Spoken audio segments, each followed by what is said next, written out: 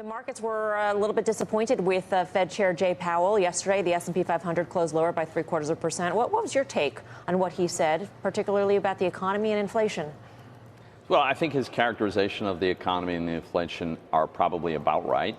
I probably differ a little bit with the chairman about he worries a little bit more than I do, let's say, when inflation runs below 2%. That doesn't cause me to lose sleep. I don't think it's causing him to lose sleep either. In fact, he points to what he thinks is transitory issues that are keeping the inflation rate below 2%. I'm not sure they are as much transitory, but in any case, here's my takeaway. How far off could we possibly be, right? The market's kind of repriced at its expectation now that we're not going to get any rate cut at all this year. And so we had a modest sell-off in the scheme of things. Equities are still nearly at all-time highs. We just printed a 3.2 number for GDP growth in the first quarter. I mean, everything about this economy looks terrific. I just tip my hat to the Fed that has normalized rates from an unprecedented experiment and done so in a way that really hasn't done any damage. So I feel good about where we are. You said that you were not sure whether or not the factors pressuring inflation in the latest read were in fact transitory, and I'm wondering what your take is on that, because the implication is that if they aren't transitory and inflation remains, roughly where it is or sub 2%, the Fed theoretically may never move on rates. Well, no, if it turns out that they're not transitory and inflation goes even lower, then I think they probably will. And I think that could be, Greg Ip has an interesting column in today's Wall Street Journal where he points to some of the sort of one-off events that are cited as one-off, whether it's, cell phone plans repricing or changing the mechanism for counting inflation in apparel. But it seems these one-off events always skewed in the same direction. I also think we don't really fully account for improvement in products.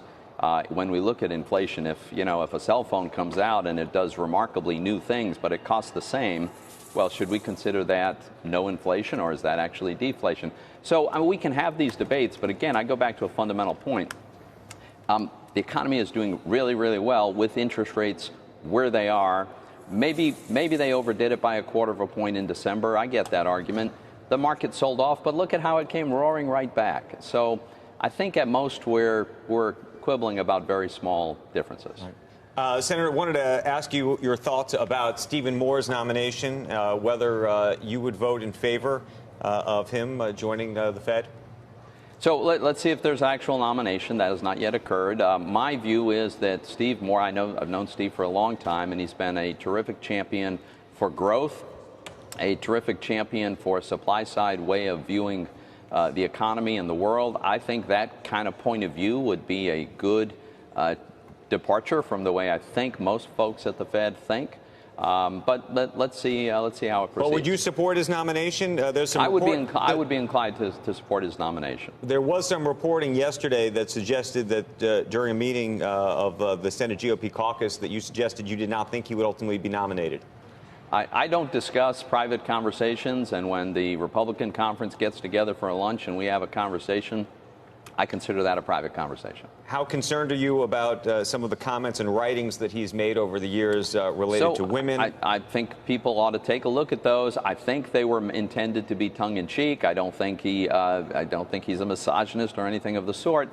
But, people will evaluate that if, in fact, he's nominated. But in terms of your own evaluation, that's not going to be part of it? In terms of your support for him? Yeah, from what I have seen at this point, I don't think that is disqualifying for him. What do you make of the other economists out there who, I hate to say, but don't appear to have respect for Mr. Moore?